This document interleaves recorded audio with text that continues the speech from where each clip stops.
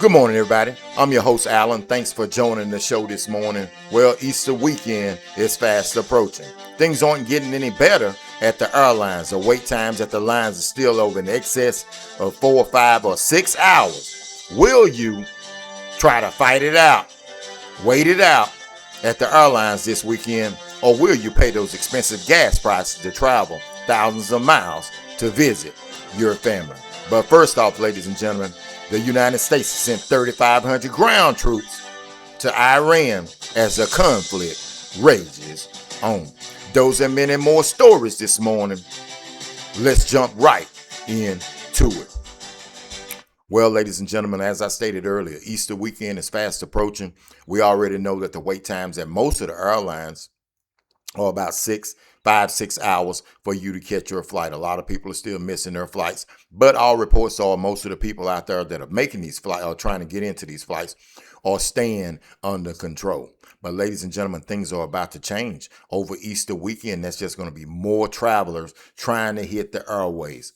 What does this mean for the American public on Easter weekend? It's going to be hectic, ladies and gentlemen.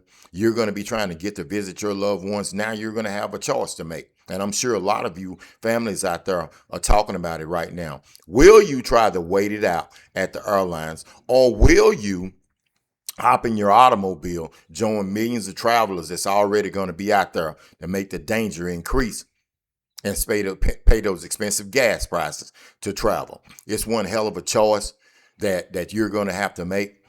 This is going to be one weekend, ladies and gentlemen, that we're all out there going to have to be patient, whichever one that we do. If you decide to go to the airlines, you're going to have to make sure that you're patient, knowing that it's going to be a long time for you to get on your flight. Going or coming, it's going to be a long time. And will you be able to pay those expensive gas prices to get in your vehicle and travel? What there's going to be so much travel already on the highways. So this thing, ladies and gentlemen, is really, really going to get out of hand this weekend. Hopefully everything will go smooth as we think they can.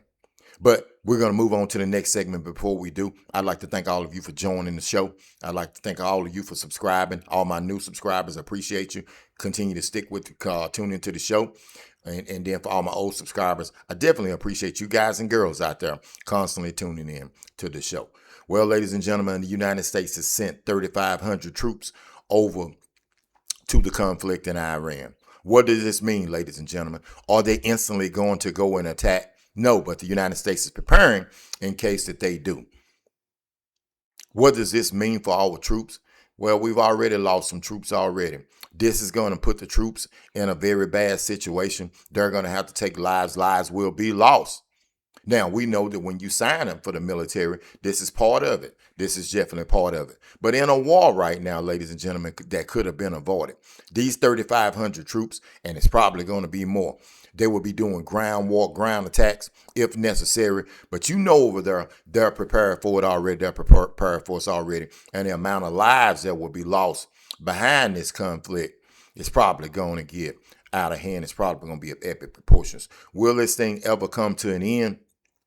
It doesn't look like any end is in sight. The president gave him 10 days to open up the Strait of Hormuz, and he said that we want to try to get this out peacefully as possible. But then we turn around and we deploy 3,500 troops over there. Some special forces troops, some amphibious guys and girls over there. So you know what that means. Their special forces, they're going to be able to go in and assault these people and take over. How does this go along with peace, ladies and gentlemen? It doesn't go along with peace. It doesn't go along with peace. So these stories that we have going on within the United States and outside of the United States continues to make you want to wonder or what really is going on. President Trump has got in and he stated that he was going to try to promote peace, but as I stated on another show, ladies and gentlemen, there is no peace. There's no peace within what he's doing right now. And once again, those 3,500 troops and special forces lets you know they're not just ordinary regular troops that have been deployed over there. They're some of the top soldiers in the United States military. I will tell you now, from being a former soldier, hey, yeah, we've got the best military in the world, but we're putting our soldiers in a place and in harm's way. When truth be told, we really shouldn't have to send them over there. If you're listening to reports, if the reports are coming out that no, we're winning the war, then why are we sending our troops over there? Why are we sending our troops? Some of these things that are going on in the United States right now, sending troops over, having troops deployed out to help at the airports, and you don't know what's going to happen. Today's Sunday, so by the time Tuesday or Wednesday gets here, they're going to need more help at the airlines other than just the ICE agents. They're going to have a hell of a lot of people out there helping with all the people that's trying to travel, setting us up for failure. Hopefully over this weekend, the workers and the air traffic controllers will definitely be in a hell of a situation, limited on the amount of employees that they have, all of the planes and all the travel. Let's just hope and pray that nothing goes wrong in the air where planes collide or anything like that.